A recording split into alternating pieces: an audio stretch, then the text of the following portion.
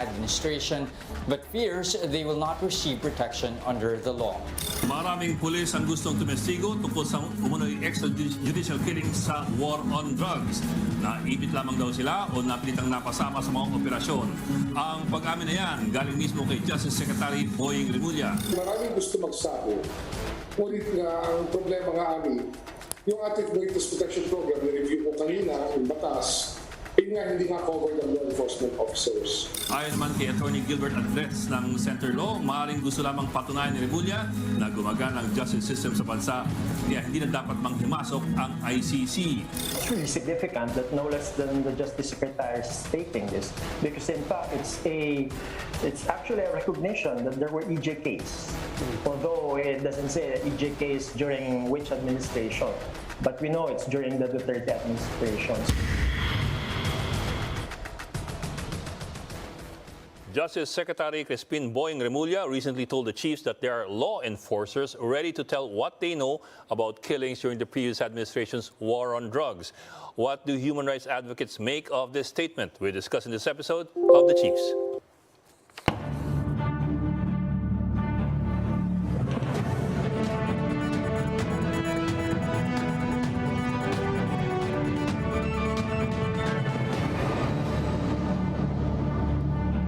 Welcome to The Chiefs. I'm Ed Lingao, and joining us in a little bit will be Pamintuan of the Philippine Star. In the meantime, we go straight to our first guest for tonight. Here with us via Zoom is Human Rights Watch senior researcher Kaloy Conde. Kaloy, good evening and welcome back to The Chiefs.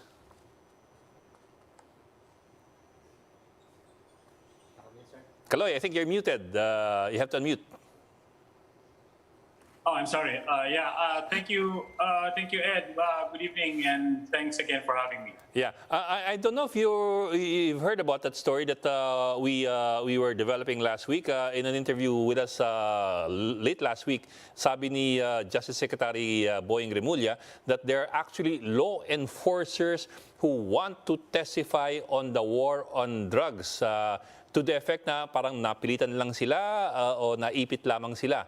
And that they want sana to be under the witness protection program pero hindi siya posible because that's not possible under the witness protection law. So they're looking at possible amendments. We're wondering lang what do you see of this sudden, if you ask us, kasi parang sudden this apparently sudden statement coming from the Justice Secretary coming after 6 years of very consistent, very persistent denials from the previous administration. Well, taken in that context, Ed, na matagal nang nangyayari itong drug war and all of that, and we have all been, advocating for credible investigations into this. This is nothing short of earth-shaking. Itong pag-amin na ito ng DOJ na mayroong mga polis na gustong tumistigo. Kasi this is something that, of course, we will all welcome. That law enforcers who know or who witnessed how the law was violated by police officers during drug raids, they need to come out and testify. But having said that, I have to agree, mukhang ginagamit lang itong paraan para pasabi ni DOJ Secretary Remulla na the justice system in the Philippines is working to try to placate the international community. The reason why we're saying that is because, one, this is very, very late in coming. Second, he didn't provide any details.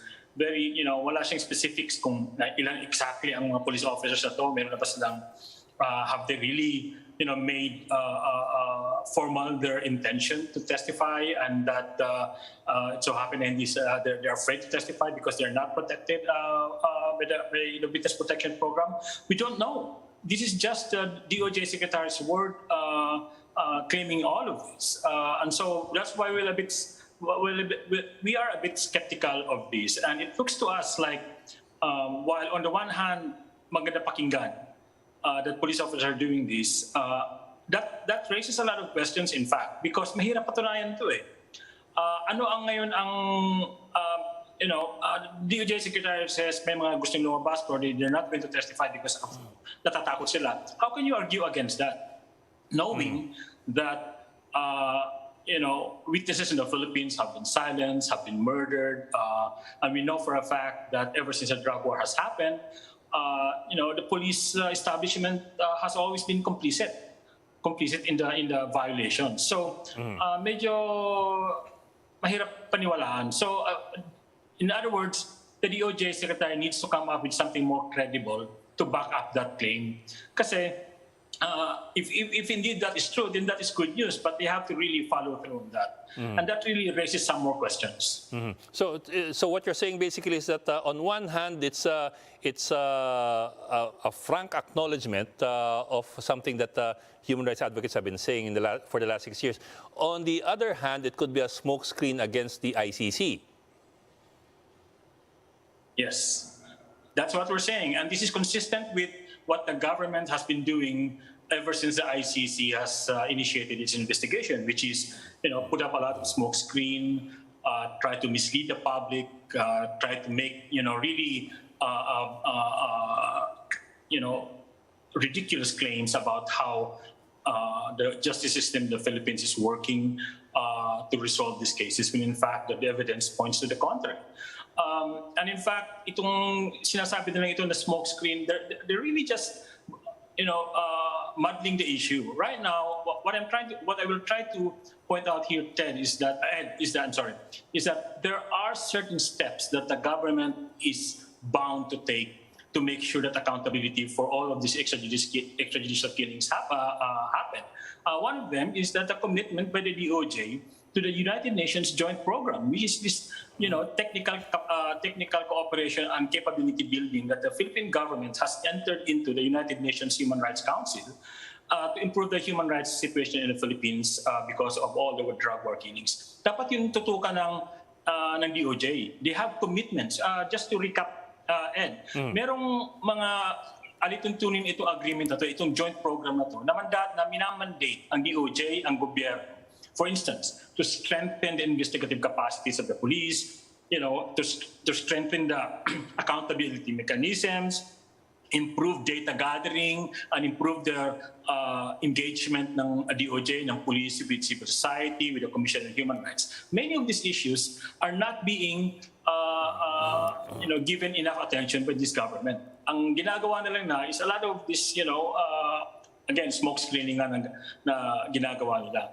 But we have to remind the government that quite apart from the ICC, na dapat managot sila doon, meron itong new joint program ng government with the United Nations Human Rights Council na dapat nilang panindigan. At kasama dito sa joint program na to ay yung, for instance, ay make sure that the investigations by the police, by the DOJ of police killings in the drug war are happening in significant manner, in a significant way. Ang nangyayari ngayon, papitsi-pitsi yung mga binibigay ng police, hindi malinaw. And also the fact that the police and the DOJ, the Philippine National Police, they haven't really been cooperating with the Commission on Human Rights, for instance, to push through with this program. So, again, mapupunta tayo doon. And itong sinasabi nila ngayon na may mga police na gusto mag-testify, that's well and good, as we say, pero come up with more details and really prove para kasing cap out yung lumalabas nasasabing hindi kasi takot kasi mga polis kasi hindi sila maprotektahan ng witness protection program. Ganun ba ka-helpless ang gobyerno if they really are serious in making sure that accountability is achieved? I don't think so. Political will ang kailangan nila, and I don't think this is a demonstration of that. Pero Kaloy, whatever the motivations of the Justice Secretary are, I suppose it still is an opening, a crack in the door, and that's I suppose that's a crack that can be taken advantage of by a lot of cause-oriented and human rights groups to widen the door and push it open. I'm wondering how that can be done and what would be needed to break the door open. Yeah, definitely, Ed. No, this is a crack in the door, and this should be taken advantage of. But really, we're talking about protecting witnesses. We're talking about protecting police officers who witness crimes. How do you do that? Civil society can't do much about that. It is actually the responsibility of the Philippine government to make sure that these police officers are protected. Now, Secretary Remulla is saying na kailangan ayusin yung batas ng witness protection. I mean, andun na tayo. And there could be a very dire need to amend the law on witness protection to make sure that police officers are included. But again, that's going to take a while.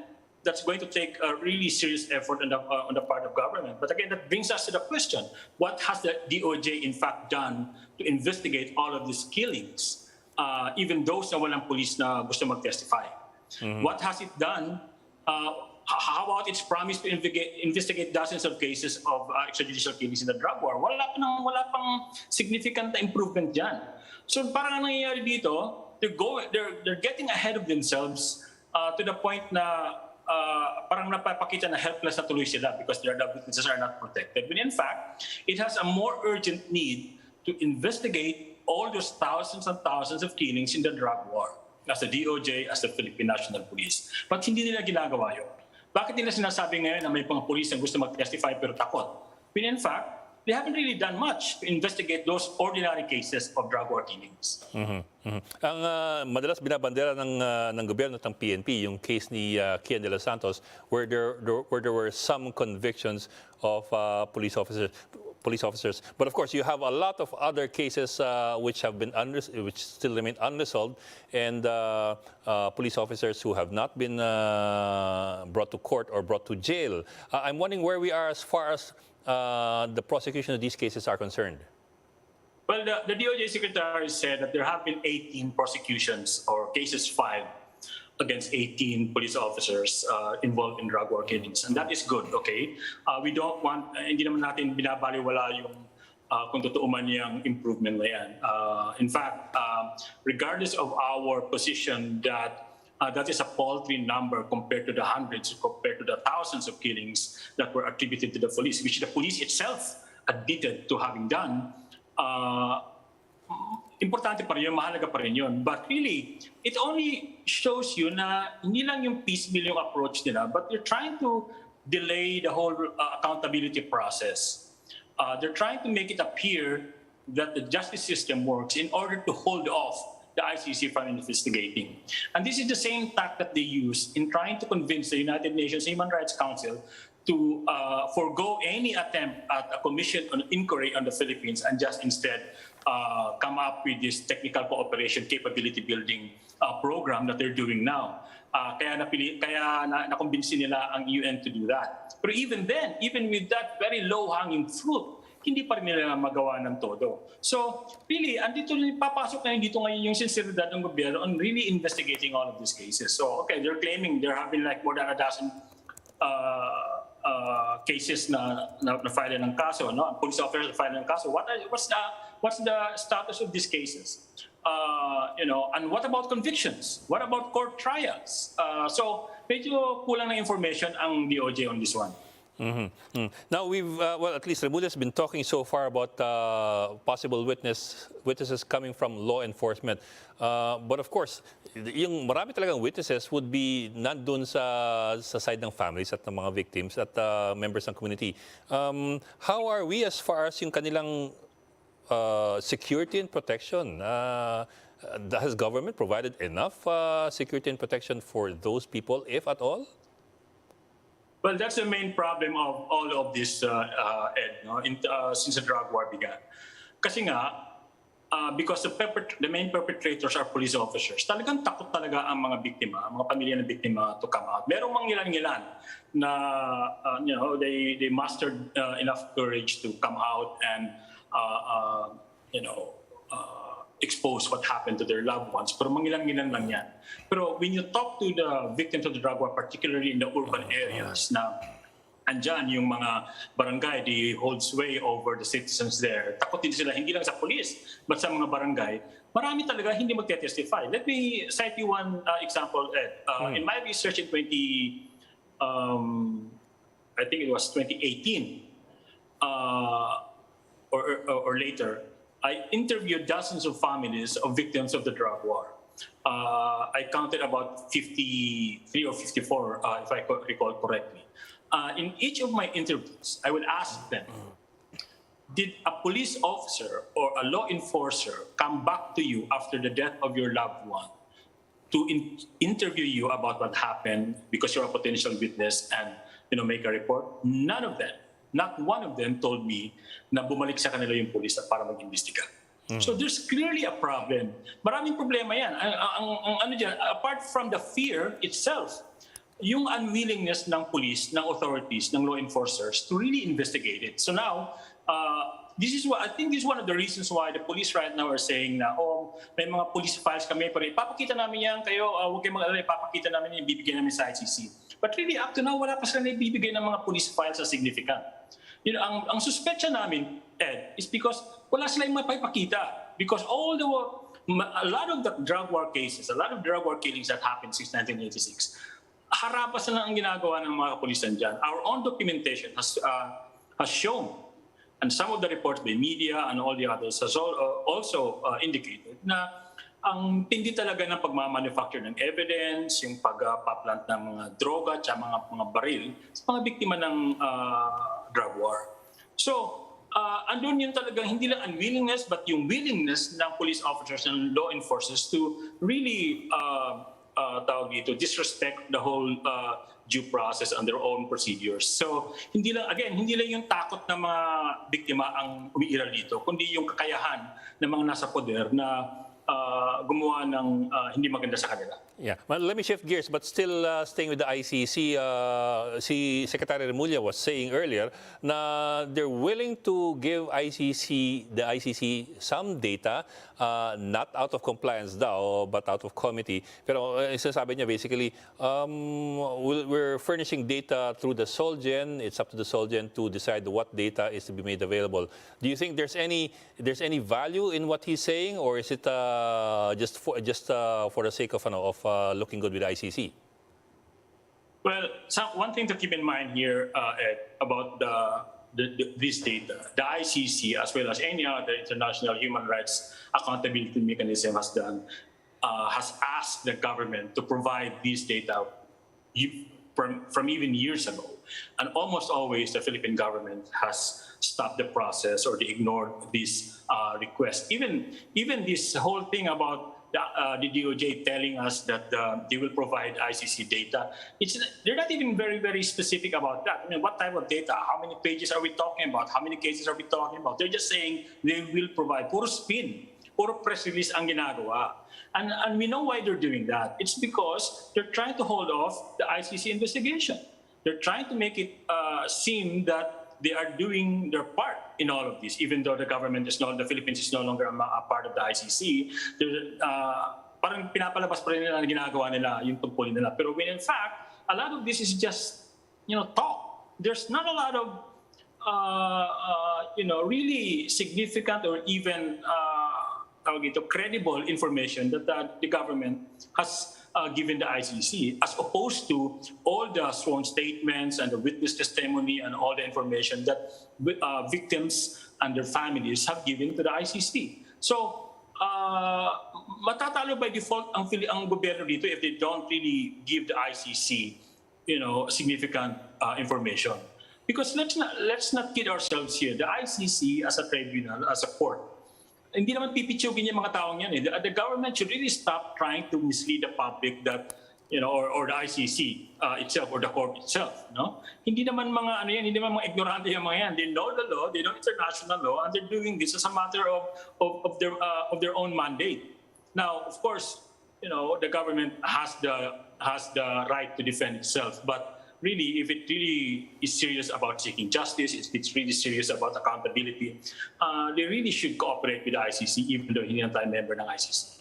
But the other thing is this, Remulla is also saying that while they cannot stop ICC members from coming here to the Philippines on an unofficial capacity, they may not allow the ICC to formally conduct an investigation here without approval from the Philippine government. In which case, I understand also there have been some earlier talk of the possibility of local groups being tapped, possibly being tapped by the ICC or its investigators to conduct investigation on behalf of the ICC here in the Philippines. I'm wondering lang if there's been any discussion from your end or on the part of Human Rights Watch in that regard.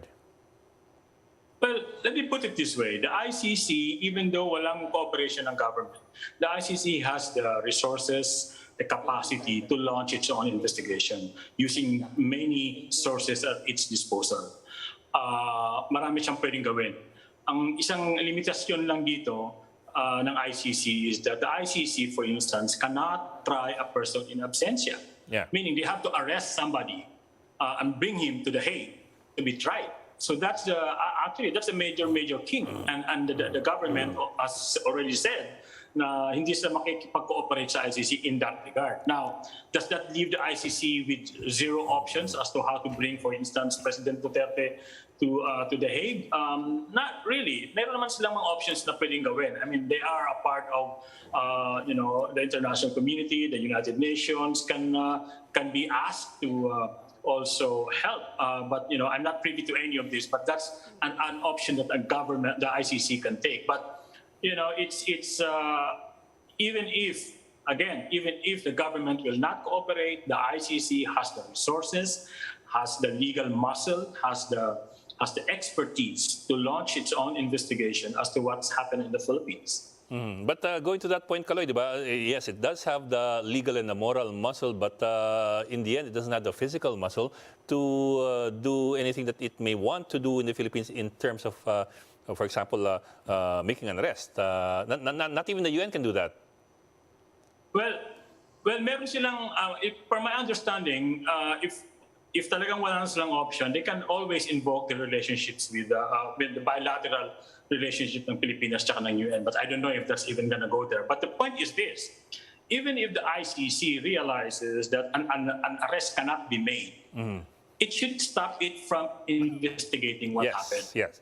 Yun ang ng ICC dito. Regardless whether ma-arrest na si Duterte or not, that should not stop the process from proceeding. Of the investigation. It cannot lose by default. Yeah, they cannot lose by default. They have to pursue this because, look, we have thousands and thousands of victims who are crying out for justice. And if the ICC decides that they're not going to do its mandate because they're not able to arrest Duterte or whoever, and then it's going to shoot itself in the foot and make itself irrelevant. Well, Kaloy, last question na to. Pero moving that forward nga yun nga wag muna tayo dun sa arresting, pero at least yung investigation kung hindi nga mapayagan ng ICC rito to formally investigate, what are the chances of the ICC tapping other groups in the country to conduct the investigation on its behalf? Well, there's a very big chances of that happening. And in fact, the ICC itself, the prosecutor's office itself, has appealed to groups in the Philippines and victims' families to file information. And some, per our understanding, meron na naman nagfa-file ng information. That's the reason why the ICC, the court, the pretrial chamber has reached this point na they're moving forward with the investigation. Kasi they have received information from various sources. So yung kanilang appeal to the government to supply information, it's just a matter of giving the government the opportunity to answer these cases or to make its position known. But really, the victims of the drug war, the families of victims of the drug war, they've made an effort to bring information to the ICC, and it's going to happen. So and the ICC, I think. The court, I think, is duty-bound to follow through on that. Okay. Maraming salamat. Human Rights Watch Senior Researcher Carlos Conde. Kaloy, thank you very much for joining us tonight at ingat parate. Thank you, Ed. Ingat din. We're starting up another conversation right after this break, so please stay with us.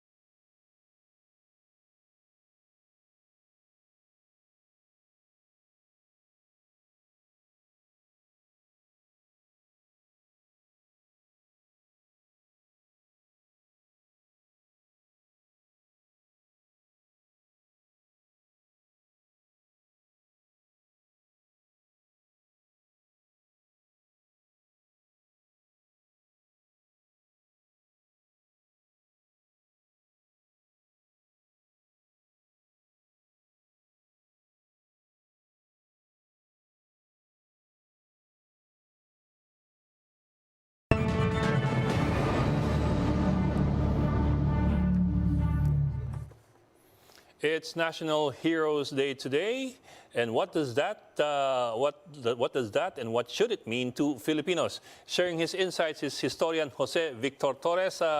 Professor Torres, Dr. Torres, welcome to the Chiefs. Sir Vic, nakabit ka. Yan, there you go. Hi Vic, kasama natin si Anna Marie Pamintuan ng Philippine Star joining us online. Good evening din, Miss Amy. Kalimutan ka patiin, sorry. Good evening.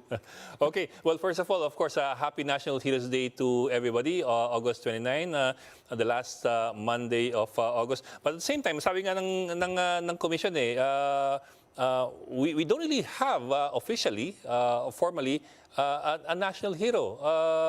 Is that correct? And why is that? And what does that mean to us? I think, for one thing, the difficulty of having a national hero by proclamation would mean everyone will be jumping into the bandwagon. Declare naman my relative as a hero, and so on and so forth. No, and anyone can play with that kind of thing. No, for example, Jose Rizal was never declared a national hero, but he became a hero by acclamation. No, the Filipino people accepted this, the way that he changed the nation during that time. And of course, it needs a very wide dissemination to be accepted by the people. No, it's not just something that would be declared and forced down our throats, no? Because that would be a problem with regards to the later credibility of other Filipinos who are to be declared as heroes. No, a simple matter of signing a law, tapos magiging hero yung tao, then it turns out pala may mga question tungkol sa kanyang mga capability of being a hero. I think that's interesting in the context of what's been happening in the last few years. People who used to be looked up to suddenly being discarded or being painted in different colors or different hues. For example, we've all known that people have been discrediting former Senator Benigno Aquino Jr. And of course, Ninoy has always been the target of many anti-Lenny and anti-Cory people. No? But there is always a problem with that, because sometimes when we look at heroes, we have to accept them to be human. I mean, I have some shares of problems with trolls who are saying, Ninoy just wanted to go home to become a politician again in power, so on and so forth. And of course, it was a distortion. It is always a distortion. He wanted to come home to unite the opposition. And of course, uniting that opposition meant becoming a leader talaga. No, and one cannot remove ambition from these people, no? Because there is such a thing you call human frailty. Now, and when that human frailty comes in, of course, you can question for them being a hero, but you cannot remove the fact that the act that he did changed the nation. And that is, for me, what made him a hero. Ami, you're muted. Ami, you have to unmute.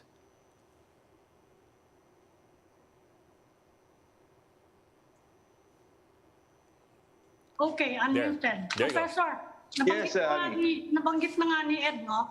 Tuwing Heroes Day, talaga naman sinasabi lagi ng mga tao, wala naman tayong officially declared na national hero. So let's put this in context. Sa ibang bansa ba, no, practice, do you need an official declaration? From what I know, there are not many countries who declare people as their heroes, because the very same question will come to mind. A lot of these persons who are declared as heroes might be questioned, and there might be some personal motives behind it. Yes, di ba? Kaya pag tayo, turista tayo sa ibang bansa, kung sino lang yung nasa monumento nila, yun ang tingin natin hero nila, di ba?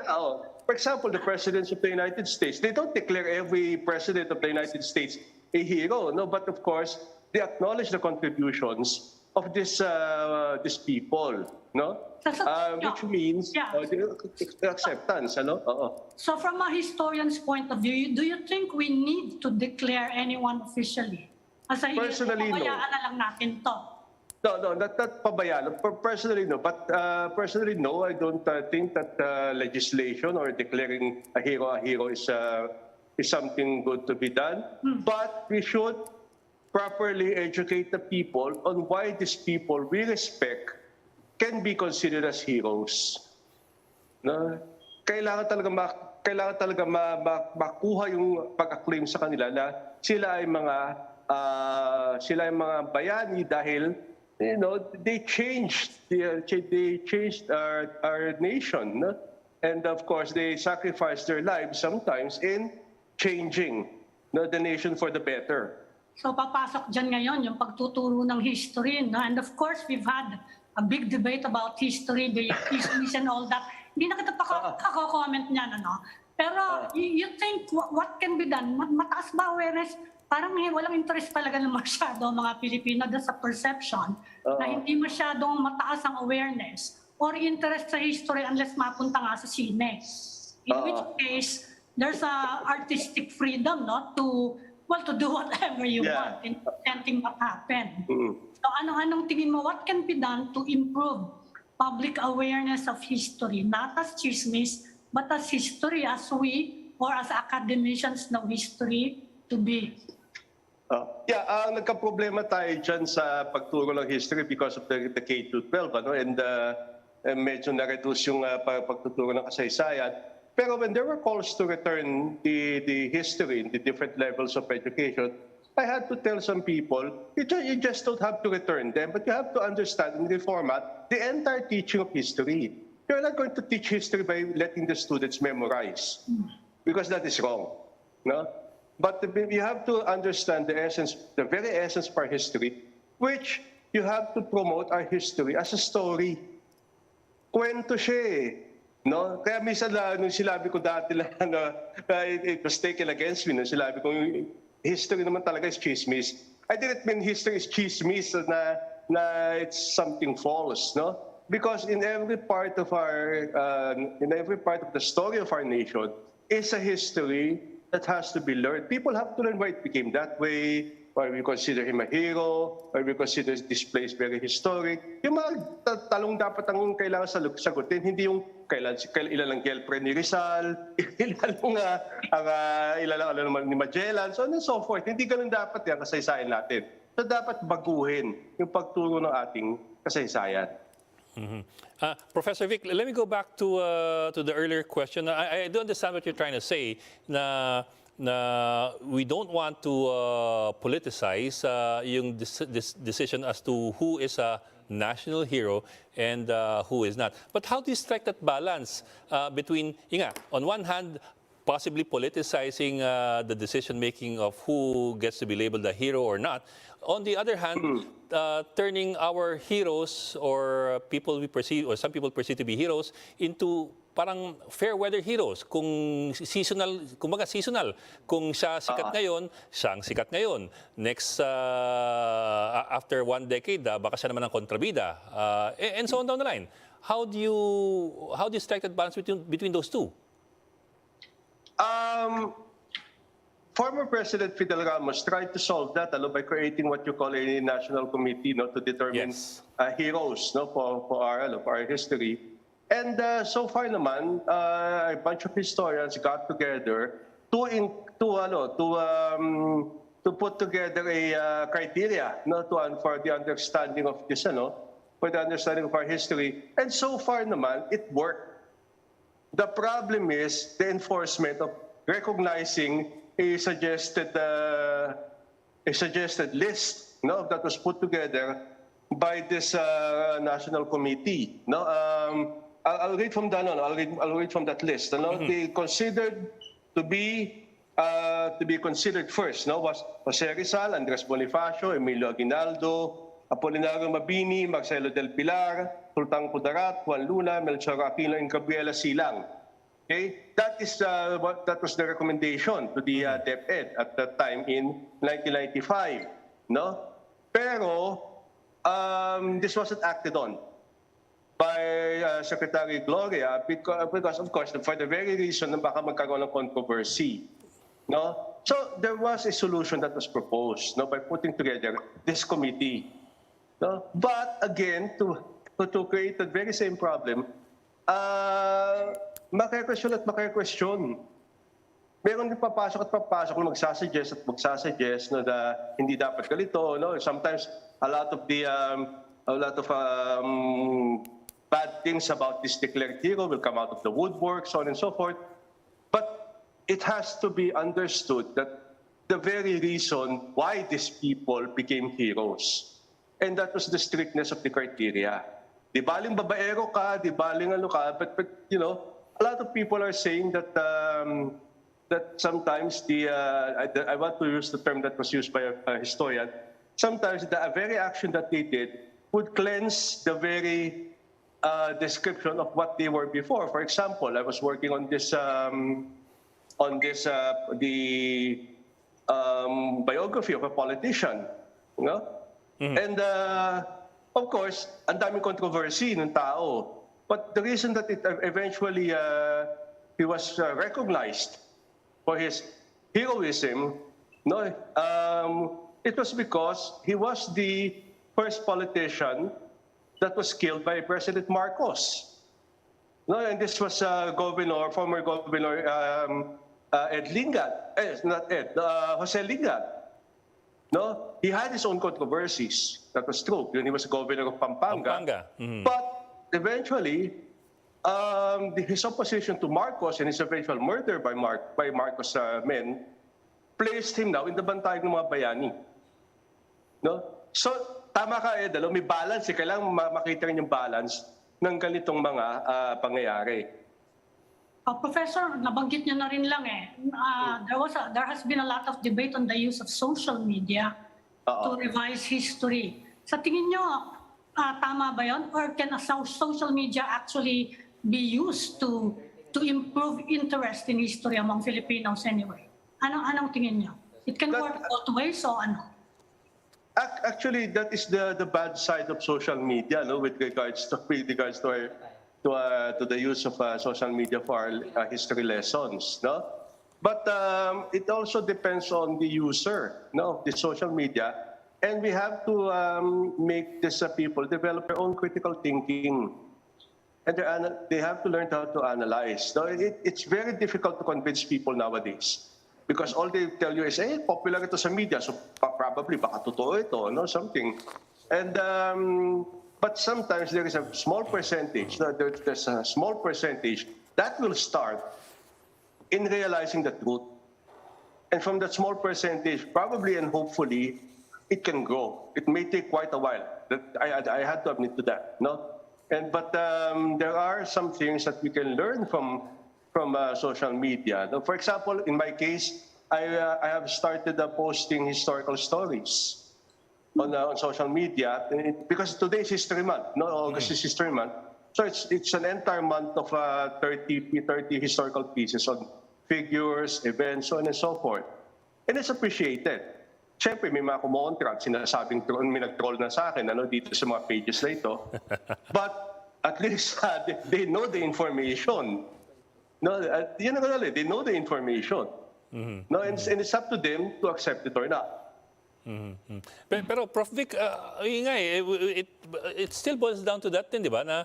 Na in the end, yes, you're propagating more information about history, but isn't there also the danger na the only people who will read you are people who believe what you have to say, and those who simply go with their echo chambers will not?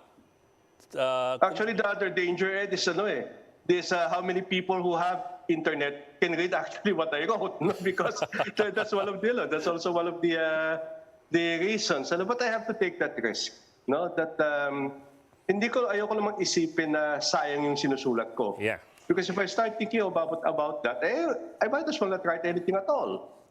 Yeah. No, I might as well not end up not becoming a professor, a teacher in history, because if my class is not going to listen to me, what the heck am I teaching it for?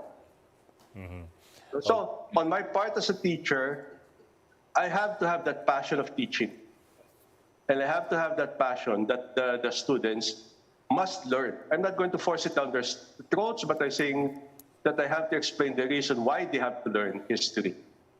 Okay, Professor Jose Victor Torres, historian at dati naming kasamaan sa media, dating Western Police District reporter. Thank you for joining us and always a pleasure to have you on board. Thank you, Ed. Thank you, Ami. Maraming salamat po. Maraming salamat din. No doubt, frontliners and overseas Filipino workers are modern-day heroes. Our first guest, our final guest for tonight is both.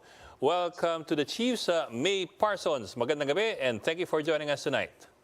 Good evening, Ms. Good evening po sa inyo lahat. Good evening. And May, of course, is a nurse in the UK and the medical practitioner in the world, the first medical practitioner in the world to administer the first ever COVID vaccine. And for that, she got the George Cross Medal for administering the vaccine. I think it was in the UK, right? From the Queen. Oh, there you go. Okay. Well, May, congratulations and thank you for joining us. But simulan natin sa umpisa. Paano ka napunta sa nursing? At saan ka nagsimula mag-nursing? Dito sa Pilipinas, I suppose. And how did you end up going to the UK? A bit of background. Apo, so bali po, I took nursing sa UST po as a pre-med. Kasi the dream was to be a cardiac surgeon to look after my mom. Tapos po when I went into nursing and did my first clinical shift, I grew to love the profession and the vocation. So I finished my nursing in UST in 2000 and I went to the UK in 2003. So bali po yung yung first vaccination po. Kasi po sa UK, we do a flu vaccination every year. And every year po, for the last 3 years that I've joined them, is that ako po yung nakabakuna ng pinakamadami po sa amin. So at one day po, in 2020, I did 140 flu vaccines in a day, and that was recognized by my Director of Occupational Health, and she's suggested po that I do the first COVID vaccine in my hospital.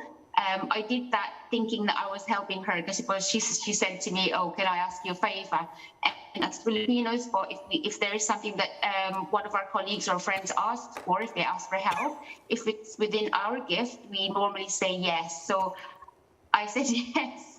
And sabi po niya sa akin is there will be a few cameras in there. So I said that's fine, and that's how I became to be the first. Pero po yung sa UK. On that day, we were planning to have 50 hospitals doing the rollout of the COVID vaccine. I think naswerte lang po ako na hindi ko po alam na it's first in the world. I just thought it was first in my hospital. So when they told me it was first in the world, syempre po, I was shocked and privileged. Pero po syempre, tinatayo po natin ang bandila po ng mga Filipino nurses na it goes to show po na what we do in our culture and how we are brought up is a testament to the hardworking Filipinos across the globe. What was it like? No, kasi for a year, wala tayong vaccines and napakataas ng COVID sa UK, ano? One of the highest death rates as well. What was it like? And nung ikaw yung pinapa-vaccinate ng first time, what were you feeling? Hindi ka ba natatakot nun? Because I'm asking especially today dahil kayo yung hina-highlight kayo that you are the modern day heroes here. Anong pakiramdam nun? Hindi ka ba natakot? And did you ever get COVID in the first place? First of all, hindi pa po ako nagkaka-COVID. Oh, wow. So even po so I volunteered to go to ITU and I was there redeployed for 6 weeks po on the first wave. Even then, hindi pa po ako nagkaka-COVID. So fingers crossed, I will never have it. So basically po, it's the first vaccination. I was really adamant po na I was truly supportive of the science of the vaccine. Sa dinami-dami po ng mga bakuna natin ngayon in the modern day, marami po talagang very deadly diseases and viruses that are being prevented by our vaccines. So ako po, I'm quite a believer of the science of the vaccine. It's something to do with, ang nursing po, it's a scientifically based profession. We rely on science-based and evidence-based practice. So sa akin po, yung vaccine, it's welcomed na parang po sa akin kasi kung hindi niyo po na-feel yung first wave ng pandemya, kami pong mga nurses, kami pong mga healthcare workers, talaga po kami takot na takot. Lahat po kami, we were absolutely scared to go to work while yung lahat po ng tao sa buong mundo ay nagtatagos po sa bahay nila. Kami po, ako po personally, it's my responsibility to work, to care, and to serve. Yun po ang pinangako ko nung nag-nurse po ako. So even though I was really scared, I felt it was my responsibility to care. So hindi ko po kailangan mag-ITU, pero in spite of that, nag-volunteer po ako kasi the responsibility and the dedication for our job, this is when we are needed the most. So kahit po takot na takot po kami, kasi sa dinami-dami po nang nakita namin mga tao pong na mga namatay during that time, as nurses, ako po personally, I felt really helpless. Kasi po, when you go into nursing, you try your best, you try your ultimate best to actually care for your patients, to make them feel better, to actually make them recover. Pero po nung pandemic, we were also helpless and scared na kahit na po anong gawin namin, anything that we give the patients, talaga pong namamatay sila. And may mga namamatay po na mga bata, na mas bata pa sa akin, na fit and healthy, mga maskulado, nag-gym, so healthy living, and yet they die.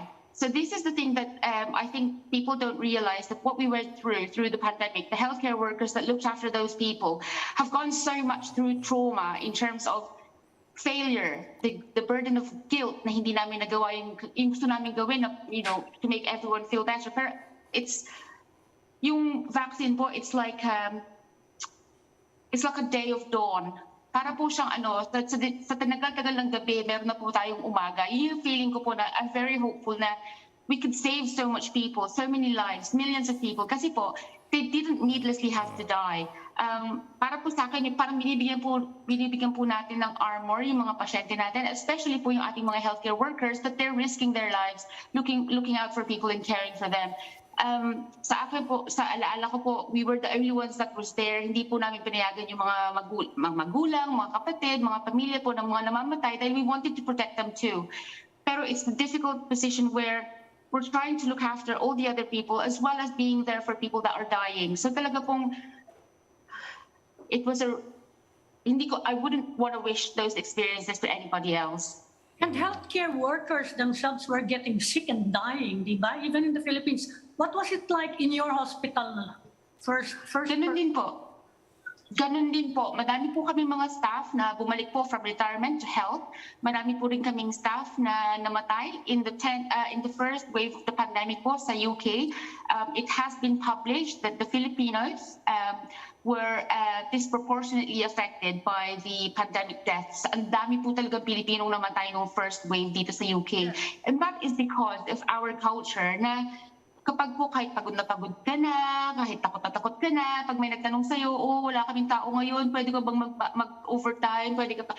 What we do is we help people. Kaya po no first wave, it was recognized that there were so many Filipinos that died because of how we are. First, matutulungin po tayo. Second, we couldn't help but help people, and we don't want to let people down. And the third, very timid po yung mga Pilipino na kapag nilagay po sila in a dangerous risk areas, intensive care, ED, or COVID wards. Talaga po tayo, we just go ahead and do the things that we could in terms of paano po tayo makakatulong. Katulad ko po, in the first wave, hindi ko naman po kailangang mag-duty sa ITU, pero nag-voluntary po ako kasi I felt that is part of my responsibility as a nurse. Kahit hindi naman po ako kailangan na mag-volunteer. Because on the second wave po, sabi ng boss ko, hindi ka na pwede mag-volunteer sa ITU. Pero ako pong nag-alaga ng respiratory wards where we keep all of our COVID. So hanggang ngayon po, ako pa rin po nag-aalaga ng COVID wards namin. Oh, so what's it like now? Meron pa rin, di ba? Nagkaroon ng resurgence. Meron pa po. It has gone down. Yes. So, ito na nga po, monkeypox, dun ko din po, sa ward ko din po yun kasi infectious diseases. So bali ang COVID po namin, recently in the last 6 weeks, it was going down. Nag-peak po kami ulit about 6 to 8 weeks ago, pero this time po it's going down again, which is really great news. Pero po, on top of that, we also had monkeypox. Again, this is in my ward. I think there's mishandling siguro po in terms of like, how urgent and how very, talaga po siyang madali po siyang mahawa. So all those people na sinasabi ko po ngayon sa mga kabataan dito sa amin na with our youngs now, they don't recognize themselves as male, females, bisexual, fluid, all of those. Hindi po siya disease for gay men or men who have sex with men. It is also a problem po for our youngsters who are fluid. Yan po kasi ngayon ang culture ng mga kabataan ngayon. So, it's prolific. It's so, para po siyang para siyang chickenpox. Pero po yung mga blisters niya, kung imagine niyo po, it's not that small. It's this big. In your face, in your body, in your private parts. So talaga po siyang very nakakahawa. And actually, the thing na kinakatakot ko po ngayon is that it's not just for gay people. Yung mga tao po ngayon na tiniisip nila na, oh yeah, it doesn't affect me because I am not gay. Those people that you interact with, it is very communicable in terms of touch. Meron po rin siya pagka nag-uubo sila. Also, if you're having multiple partners, yun po yung issue. It's not just with men, it goes through women too. But how transmissible is monkeypox from your experience? Is it only through... Very transmissible po siya. Yeah, but in what sense? Like how po? Kasi for example, is it transmissible through the airborne route o hindi? Only through broken skin, ganun ba? I mean, how does it work? Hindi po. So, bali po, pagka yung blisters po, pag na-touch niyo siya, that is where you get the virus in your skin. So yung sa mga pasyente po namin, meron po sila sa mukha, sa kamay lalo, at saka po sa dibdib, at saka sa likod, at saka dun sa kanilang private parts. It's through touch. Kung iisipin niyo po, kung meron po tayong bulutong in Tagalog, isn't it? Yeah. Yung bulutong po is the same. So meron po siyang period of developing sa katawan ng tao na na-infect. Incubation. Tapos meron po din siyang infectious times. So ang infectious times po nun is kapag meron na po silang blister, tapos po hanggang sa pumutok yun, infectious po yung tao. So kapag nahawakan niyo siya, or pag umubo siya sa inyo, there's a respiratory tract way na makaka-contaminate. So isipin po pag may chickenpox yung tao, parang ganun siya. Parang mga 7 days after, so 3 days yung kanyang bumubuo doon sa katawan ng infected. Tapos po after that, meron na siyang blister hanggang sa pumutok yun na po yung infectious time niya. Ang ginagawa po namin sa kanila dito is we ask them to actually isolate sa bahay. Pero ang problema po dyan sa Pilipinas, kung hindi po kayo magtatrabaho, wala kang kakainin. So it's really difficult for Filipinos to actually isolate. Dito po, ang ginagawa po namin sa kanila is we ask them to cover their blisters. So meron po kami mga pasyente po na napauwi, sinasabi po namin sa kanila, pwede po silang pumunta sa bus, pero they have to cover all their blisters kasi po yun nakakahawa. So ikaw, what's your protection? Kasi wala siyang prophylaxis, no? Di ba? You can be meron pong vaccine. Pero you have to take that before you get exposed, pwede ba yun? Di ba para siyang rabies na pag nakagat ka, saka ka lang magpapavaccinate? Yeah, so wala po. Ang meron po sa amin is treatment. May mga treatment in terms of the viral infection, pero meron din po tayong vaccine for monkeypox. The monkeypox vaccine is available to those people that are deemed high risk. So kung kayo po ay who has sex man-to-man or you have multiple partners, yun po. Pero ina-assess po nila, it's not available to everyone. Kasi po syempre, katulad ko, sa amin po dito, what we do is we just make sure na pag yung patient contact namin, if we do stringent hand hygiene at saka infection control processes namin. But we just tell people to be very mindful of who they're having encounters with. Okay. Sige, go ahead, Ami. So you're not vaccinated. Ang frontliners cannot be vaccinated, no? Pwede po, kaya lang po, at the minute, hindi po ganun kalaki yung cases namin sa hospital. So it does not warrant vaccination. However, we offer those vaccination to people who are deemed high risk in the community. Okay. Okay. Well, May, one last question from my end. You've been here for a few weeks. You've talked to some local health workers. Your impressions of where we are right now as far as our healthcare system is concerned. Your impressions as somebody who was here and somebody who's now working in the UK. Actually po, it was really saddening to hear the stories of my fellow nurses in the Philippines. I've heard that some of them are being paid 5,000 a month for someone who is highly skilled, looks after patients 24 hours a day, who has to go through rigorous training as well as passing the board exam, I don't think they are being given the adequate support in terms of salary. Kasi po, 5,000, umuwi po ako last week. Ako po yung namamahalan. Galing ako sa UK. Pero kung meron po akong mga anak na pinagmamatrikula, na pinapupunta sa school, paano po sila mabubuhay? I just feel really sad for them that the situation that they're in. Hindi naman po siya across the board. There are pockets of areas where they're being paid like that amount, and I think it's not enough for someone to support their families and their living. I think there should be someone in the government po na who can fight for them, who can fight for the rights of those highly trained, highly skilled people who looks after our community, especially during the pandemic po. I couldn't imagine kung ano pong mangyayari sa Pilipinas kung wala po tayong mga nurses to look after them. I think po sa akin, in my mind, parang they are devalued in the Philippines, and I feel really strongly about giving them equality in pay. Kasi po syempre, lahat po tayo, meron po tayong mga buhay, we need to live. And there is no loyalty for them to stay in the country if their own country is not looking after them. Sa akin po, it's just equality in pay. It's a fair pay. And then maybe perhaps we can keep them for longer in the Philippines to serve our communities. Pero I couldn't blame them po for leaving. Like for me, I served for 3 years in the Philippines before leaving. And the reason for that is because I wanted to give a better future for my kids and for my family.